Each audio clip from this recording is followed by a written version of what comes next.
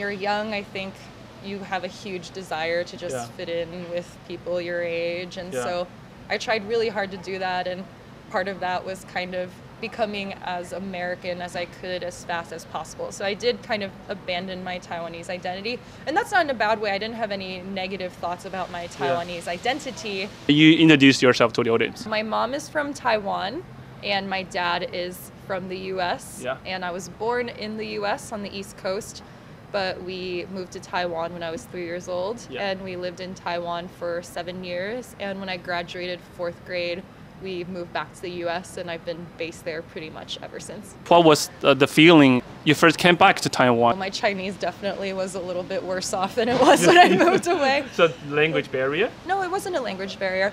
But when we first came back, I was probably 14 years old, and I don't have a lot of specific memories on what it was like to be back. But I do remember just being filled with a lot of longing to move back to Taiwan. So I used to write journals back then, and I was writing pages and pages about how much I miss Taiwan and my friends and my family. So when I first came back, it was hard.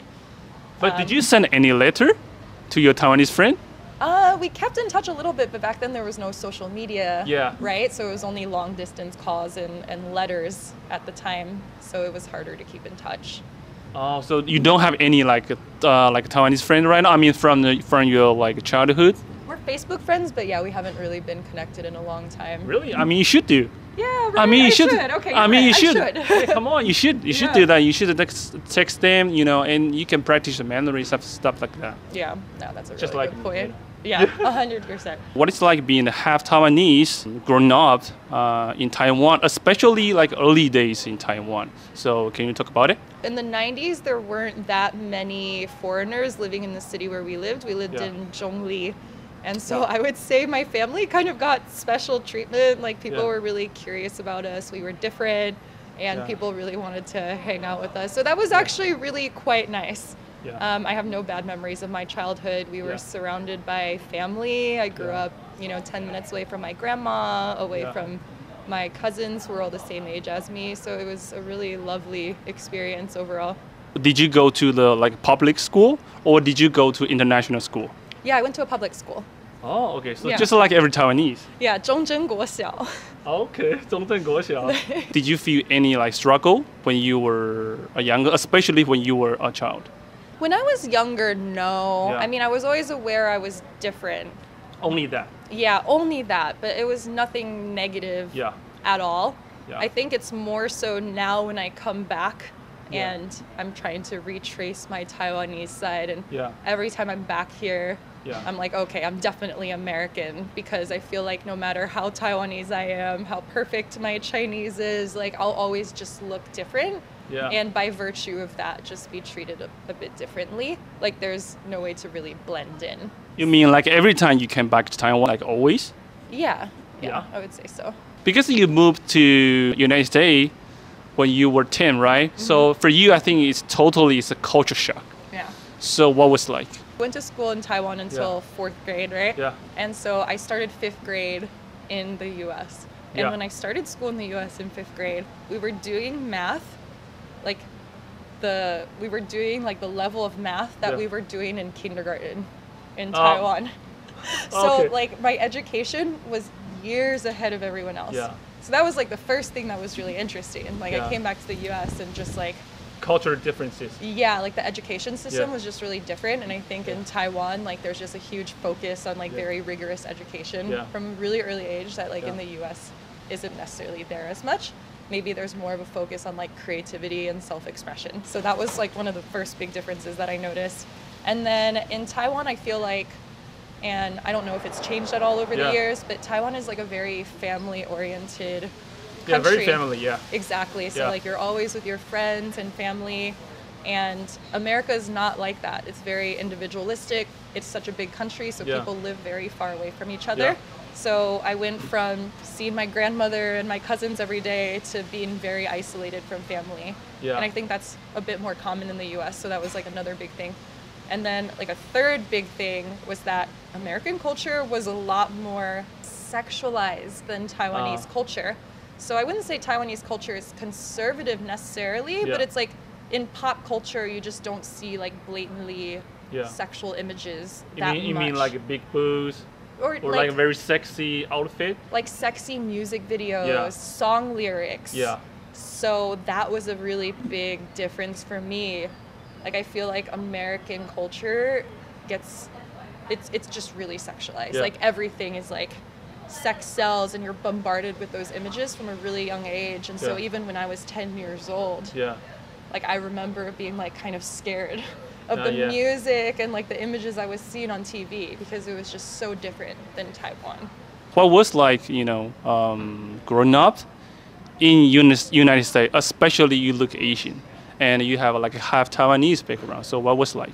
Yeah, so in the US, the city where I grew up, it's really diverse. And so everybody looks different. So it's easier to blend in that sense. You do get a little teasing when you're younger, like in middle school, people would be like, oh, you're Asian. And, it's funny, the stereotypes in America of Asians are like, oh, you're really good at math and you're smart. Oh, stereotype. Or like you eat cats. That was kind of the negative side. I mean, in the old days, So that was like a stereotype. So you would get like a little bit of poking fun, but I feel like that wasn't exclusive to Asians necessarily. Like everyone kind of got teased when they were young. Yeah. And you also mentioned about because you wanted to really like fit in American culture, so you actually abandoned your like Taiwanese part. When you're young, I think you have a huge desire to just fit in with people your age, and so I tried really hard to do that, and part of that was kind of becoming as American as I could as fast as possible. So I did kind of abandon my Taiwanese identity. And that's not in a bad way. I didn't have any negative thoughts about my Taiwanese identity. It was just that I wanted to be accepted. I didn't want to be different from everyone else. I wanted to be like a young American girl. And so I bought blue jeans. And I remember my first day of American school, I was like, okay, I'm wearing blue jeans. Like I'm like everyone else. And so I tried to absorb like the pop culture, the music, the TV people were watching, like the language they were using, and tried to fit in really that way. Did you find anything they have the same background, like you in a school or even the neighborhood, something like that, or you are the only one? Yeah, no, not for years. I was the only one for a really long time, and there were Asians where I grew up, but it was mostly Southeast Asian, so like Cambodia and Vietnamese more than like Chinese and Taiwanese. So no, not for years. And that's actually part of the reason why I moved to California as an adult, because I visited San Francisco, and just in the airport I saw a bunch of mixed race, like half Asians, and I was like, oh my gosh, like this is more than I've seen in like the last 10 years on the East Coast. And so having that was one of the reasons why I decided to uproot and move to California from the East Coast. Okay, because I can tell you are very American for me, but I'm still curious about, is there any part inside of you feel like you are very Taiwanese? I feel very Americanized, generally speaking, just because I've been there for 20-something years. But I think the one part that I still feel really connected to Taiwan is the food. Oh, okay, like stinky tofu? Yeah, no? I love stinky tofu. And I think food has just been a way, and I think this is true for a lot of people who move away from the place where they grew up, like maybe a completely different country. Like food is one of those ways that you kind of reconnect with where you came from. Like it can be very nostalgic, like just like eating a bite of something from Taiwan would transport me back. And so as I became an adult, like this became a big way that I tried to reconnect with my former Taiwanese self. And so I started cooking a lot of Taiwanese food and going out to eat a lot of Taiwanese food and like sharing that with my friends and my husband as a way of being like, here's the culture where I came from. So I would say food is probably one of the biggest connectors now. Hongbao, because in our like Chinese New Year, we give each other like hongbao. So do you have any like experience like that? My grandma just now gave me a hongbao for my marriage, and that was the first one I've received in a really long time. Yeah. It's been a really long time, but I really remember fondly from my childhood, like every New Year, getting really excited to get a hongbao from my amma and like my family. But yeah, it's been a long time until now. In the future, if you have kids, would you raise your kids in like in America or in Taiwan or in different place? Because you have those experiences, right? I mean, we've been discussing Taiwan as an option now. Oh, really? Yeah, because it's really safe here. Yeah. I think education is really, really good here, especially like early education. I think is really amazing. I had a great experience with my because you have education. experience of that. Yeah. Exactly. and we have family here. So he's from Brazil. All his family is in Brazil. So it's kind of like between Brazil and Taiwan. But yeah, it's pretty attractive to come here, I would say. Like safe, great education, family around. Yeah. It's a little bit more affordable than California, although Taipei is increasingly expensive. So yeah, it's appealing in a lot of ways. 那我觉得应该让观众听一下你的中文程度到哪里。OK， 好的，我很害羞。中文沟通都是完全 OK 的吗？大部分 OK 啦，像一般对话完全没有问题。但是如果要讲比较复杂的话题，或因为我是在这里读书到4年级，所以我觉得我的水平是4年级的水平。所以如果要讲关于政治这个话题，我很多生词都不了解，所以就没办法完全表达自己，你知道吗 ？OK， 那所以是有问题啊。台湾人看到你，他们通常会先跟你说中文还是英文？英文。所以这对我觉得很奇怪，所以大部分台湾人看到你的第一眼，他会跟你说中文，跟你说英文。对，会讲英文，然后甚至我跟他们讲中文，他们会用英文回答我。这非常重要，一定要让观众知道。所以讲到他们跟我讲中文嘛，因为我想要练习我的中文。我是希望这次回来台湾，这是搬回美国以后。